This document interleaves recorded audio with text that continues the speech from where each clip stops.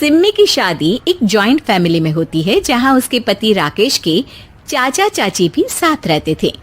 उनकी बहू मेघा सिम्मी की जिठानी लगती थी। अरे मेघा, राकेश आ गया है, उसका खाना लगा दे बेटा। हाँ माँ, बस वो चेंज कर ले, मैं खाना लगा दूंगी। सबके कमरे में जाने के बाद सिम्मी और राकेश साथ खाना खाते हैं, जिसे देखकर मेघा को जलन होने लगती है। अरे सिम्मी, हमारे घर में पति के साथ खाना खाने का रिवाज नहीं है, तुम्हें राकेश ने बताया नहीं क्या? सिम्मी मुस्कुराकर वहां से चली जाती है कि मेघा सिम्मी की सास के पास जाती है। अरे चाची जी, राकेश भैया तो सीधे हैं, कछु नहीं बोलते, कछु नहीं समझते, लेकिन आप तो सयानी है ना।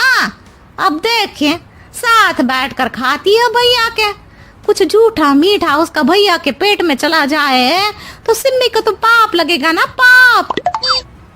सिम्मी मेघा की बात सुन लेती है, लेकिन कुछ नहीं बोलती। अगले दिन, सिम्मी, मैं मुंबई जा रहा हूँ, तुमको चलना है तो साथ चलो। मेघा राकेश की बात सुनती है और सीधे सिम्मी की सास के पास जाती है।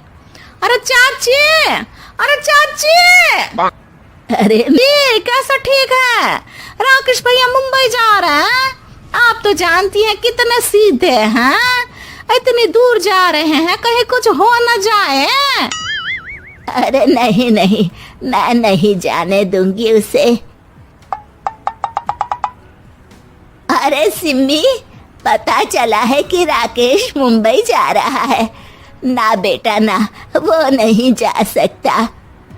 अरे माँ, उन्हें ऑफिस के काम से जाना था, लेकिन आपको तो पता है ना, उन्हीं दिनों मेरे मायके में शादी है, तो वो अपनी जगह किसी और को भेज रहे हैं। अच्छा अच्छा, तो फिर ठीक है। सिम्मी समझ जाती है कि मेघा ने सास के कान भरे हैं। वो सास से कहती है, माँ जी, लेकिन हम दोनों कुछ दिनों के लिए मसूरी जा रहे हैं। आप तो जानती ही हैं कि शादी के बाद हम कहीं नहीं गए। अच्छा अच्छा ठीक है, जाओ घुमाओ। सास वहां से चली जाती है। सिम्मी अपने कमरे में कपड़े पैक कर रही होती है कि तभी मेघा आ जाती है। अरे गर्मी में सर्दी के कपड़े काहे पैक कर रही हो? सिम्मी को मेघा पर नाराजगी तो होती है, लेकिन फिर भी वो कुछ नहीं बोलती। दरअसल मैं और राकेश हनीमून के लिए मसूरी जा रहे हैं ना। का हनीमून? हाँ हाँ, हनीमून। क्यों? हनीमून के लिए तो पति पत्नी ही जाते हैं ना, तो मैं और राकेश जा रहे हैं। मेघा भागकर सिम्मी की सास के पास जाती है। अरे चाची, सच में तुम लोगों जितना सीधा परिवार तो मैंने देखा ही नहीं है। अरे अकेले भेजोगे दोनों को?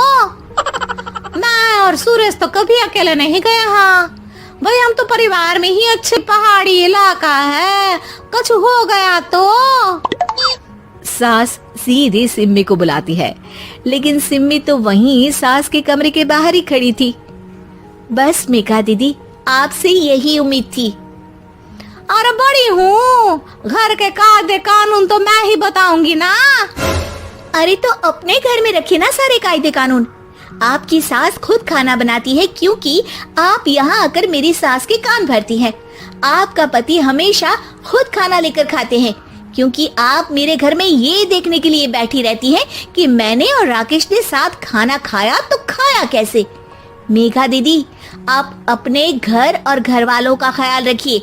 मेरे घर में ज्यादा घुसने की जरूरत नहीं है, और हाँ, मैं अपने सास और पति को संभाल लूंगी। मेघा चिल्लाती हुई वहां से चली जाती है, जिसकी आवाज सुनकर राकेश वहां आ जाता है। सिम्मी, मैंने तो तुम्हें पहले ही अपने घर का माहौल बता दिया था। हाँ राकेश, तुम्हारे घर का माहौल बहुत अच्छा है, लेकिन बाहर से कुछ लोग आकर इसे खराब करना चाहते हैं, जो मैं नहीं होने दूंगी। सास सिम्मी की बात सुनकर कमरे में चली जाती है। सिम्मी और राकेश घूमने जाते हैं, और जब वापस आते हैं तो दरवाजे में मेघा और उसके पति खड़े होते हैं, वो भी सामान लेकर। अब छोटे मर्यादा तोड़कर घूम रहे हैं, तो हम काहे नहीं? अरे भाभी, तो आपको किसने मना किया है? वैसे भी 4 दिन की जिंदगी है, दूसरों के घर में ताक झाक करके बिताने से अच्छा हो मौज करके ही बिताओ।